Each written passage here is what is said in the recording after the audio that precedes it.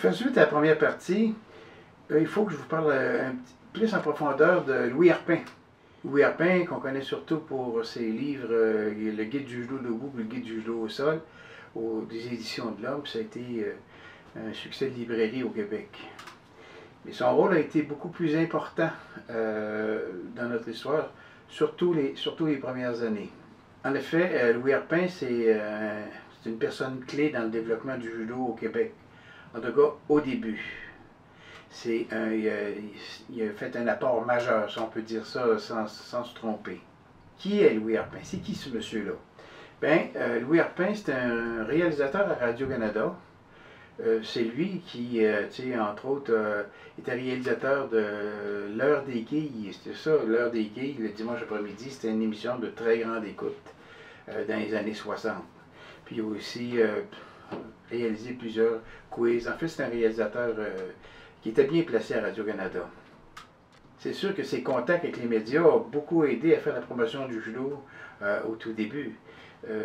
Déjà qu'il pratiquait le judo, fait qu'il était déjà vendu à l'idée. Fait que Louis Arpin, il aime ça se tirailler, il aime les sports violents parce qu'il a fait un petit peu de boxe avant de débuter le judo via la lutte, qui se pratiquait sur les mêmes tapis que l'école de judo de Marc Scala. Ça se tenait au centre Cherrier. Il tombe en amour avec le sport, il a trouvé ça vraiment intéressant, il tombe en amour avec ça. 2 ans plus tard, entre 1952 et 1955, il remporte beaucoup de tournois, dont celui de l'Est du Canada. Il faut quand même se rappeler que la Fédération canadienne de judo est essentiellement, sinon complètement, formée de dojo du Québec uniquement. L'Est du Canada, ça s'arrêtait à Gaspé, j'ai l'impression. Mais au cours de ces années-là, il fait connaissance avec Bernard Gauthier de Hull et de François Mercier de Sherbrooke. Ces 2 acteurs-là vont aussi avoir un rôle important à jouer un peu plus tard. Arpin voyage beaucoup à cause de son travail, ça lui permet de faire ça, puis il était aisé de faire sur le plan financier. Il est promu ceinture noire en France en 1953. C'est le numéro 40E du Collège des ceintures noires de France. Le Collège des ceintures noires de France, c'est l'organisation qui prêche l'approche Kodokan au détriment de la méthode Kawashi en France. Fait que lui, il penchait plus pour le Kodokan. En 1953, Scala organise une première visite d'une équipe internationale, c'est le Cuba-Canada, mais on devrait dire plus Cuba-Montréal.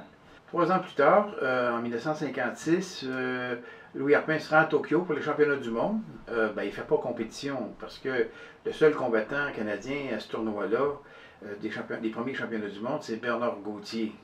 Mais il fait partie de la délégation canadienne. Et il est promu 2e dan du Kodokan.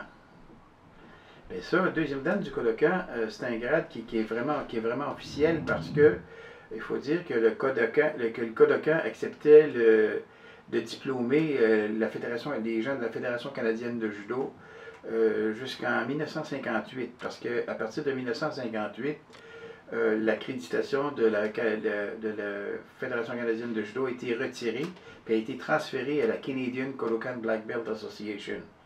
C'est l'ancêtre de Judo Canada, on en a parlé dans le premier vidéo. Les années passent, en 1957, Louis Arpin remporte le championnat du Canada des ceintures noires, toutes catégories, à Palais National. Ça, c'est évidemment un championnat canadien de la Fédération canadienne de judo. Donc, c'est pas reconnu par Judo Canada. Et puis, en la même année, il remporte une exhibition télévisée contre 6 ceintures noires qu'il va vaincre en 1 minute 28 secondes. Bon. On peut dire que c'est pas beaucoup de temps pour battre 6 ceintures noires. Ils ont fait le calcul. Ça donne 14 secondes de moyenne par combattant. Puis on est à TV, on est à télévision. Ça me laisse songeur. En octobre 1957, la presse annonce que Louis Arpin va être opposé à Jacques Belot au fameux tournoi France-Canada qu'on a parlé avec Marc Scala dans le précédent vidéo. Comme je vous l'ai dit, j'ai en ma possession une centaine d'articles de journaux, aussi bien francophones qu'anglophones, aussi bien américains qu'européens qui vont couvrir l'événement. Un tel appui des médias, je suis sûr que ça n'aurait pas été possible sans l'appui et les contacts de Louis Arpin. Il y a un historien français qui s'appelle Claude Thibault, qui a écrit un livre qui s'appelle Les pionniers du judo français. Il raconte qu'il y a eu 458 000 lignes de journaux francophones qui ont parlé de cet événement-là. C'est proche d'un demi-million de lignes, ça. Ça commence à faire pas mal de promotion. Jacques Belot, lors d'une interview avec Claude Thibault, justement, nous raconte avec, disons, un certain sourire que lors de son arrivée à Montréal, tout le cirque médiatique qui entourait cette rencontre-là, c'était effrayant, avec des titres, disons, accrocheurs comme Sélection pour les championnats du monde, ce qui était absolument faux. L'équipe de France qui est venue s'initier à la méthode canadienne. Réception mondaine, signature du livre d'or de Montréal en présence du nouveau maire de Montréal, Sarto-Fournier. Il ne s'attendait vraiment pas à ça. Mais de l'aveu de Jacques Belot même dans le livre, il dit on a joué le jeu.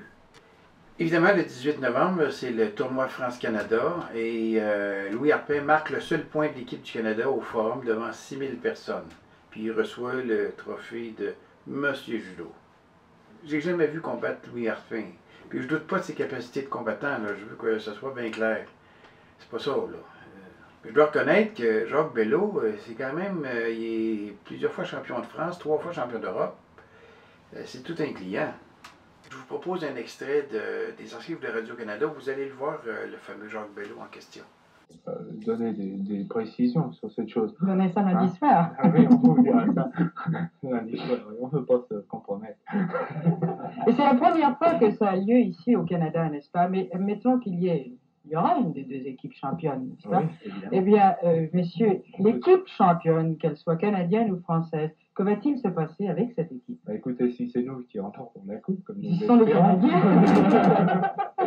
nous allons la ramener à Paris et nous inviterons une équipe canadienne à venir disputer la revanche à Paris. Si par hasard vous perdez, est-ce que vous allez quand même demander à l'équipe canadienne On d'aller n'a en pas France? pour la coupe, ça c'est dommage. On viendra. Mais non, nous avons été très bien reçus pour cette raison. Merci messieurs et bonne chance aux deux équipes. L'année suivante, Arpin est promu 3e dan du Kodokan. Encore une fois, il y a des diplômes du Kodokan, donc c'est des grades qui sont reconnus. C'est là que ça a débuté, la scission.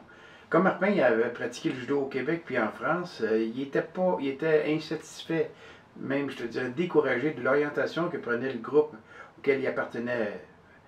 Ce cas-là, avec les franchisés à 2000-2500 pièces la franchise, les demi-vérités, le judo spectacle, il commençait à trouver ça pas mal lourd. C'est un peu la même chose qui est arrivée à Bernard Gauthier et à François Mercier de Sherbrooke. En 1959, il quitte la Fédération canadienne de judo et fonde le Collège des ceintures noires avec l'aide de Jacques Abou, Georges Serré et Louis Blanc. Bernard Gauthier et François Mercier ne le suivent pas dans cette direction-là. Les autres, ils vont demeurer à la Fédération canadienne de judo. Arpin devient à ce moment-là fondateur du dojo Hakudokan, dojo qu'on connaît très bien, qui a été un dojo majeur au pays. Puis Louis Arpin ouvre un dojo dans Outremont. Il y a une petite salle paroissiale à côté de l'église Sainte-Madeleine, puis il va ouvrir son dojo là.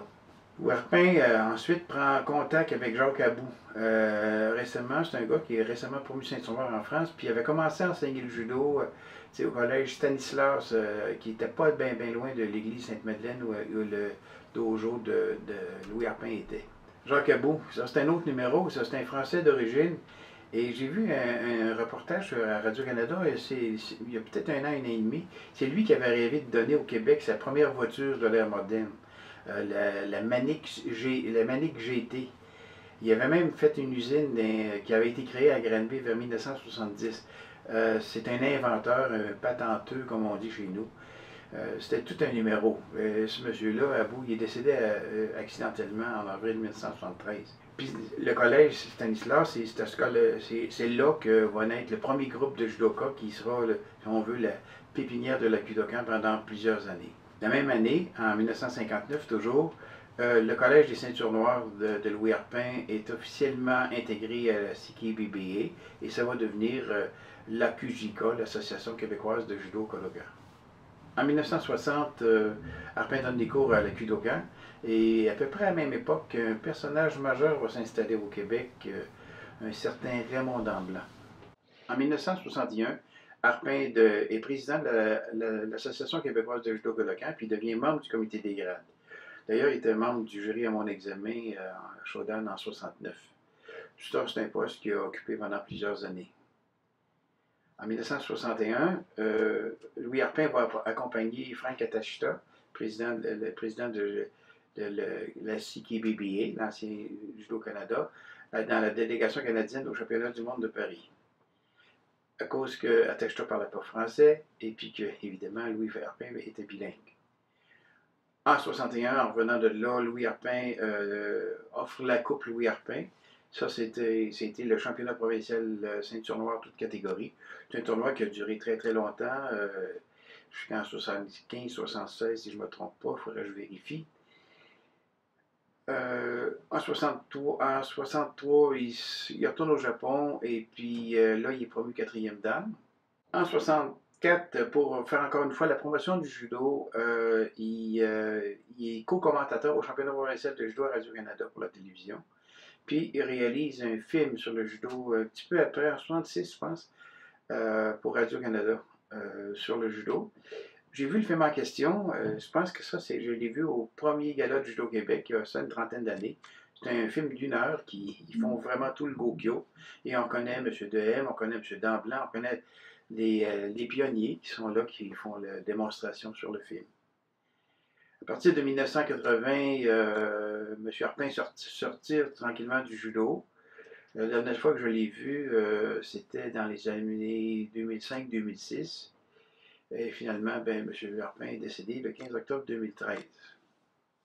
On a beaucoup parlé de l'influence européenne au Québec. Maintenant, on va se pencher sur le judo des anglophones puis de la communauté japonaise avec Harold Tokairin puis Fred Okimura dans notre prochaine chronique. Si vous avez aimé, évidemment, je vous invite à faire un pouce en l'air pour nous encourager. Si vous voulez recevoir les prochaines vidéos, activez la clochette pour les notifications futures et surtout abonnez-vous à Martialement Vôtre. On va faire un plein de chroniques sur différents sujets. Là, c'est l'histoire. D'autres fois, ça va être sur de la pédagogie. Bref, beaucoup de sujets qui nous interpellent, nous, les judokas, nous, les amateurs d'arts martiaux. En attendant, pratiquez toujours, si c'est possible chez vous. On est en pandémie actuellement, mais ce ne sera pas éternel. Faites attention à vous et à la prochaine.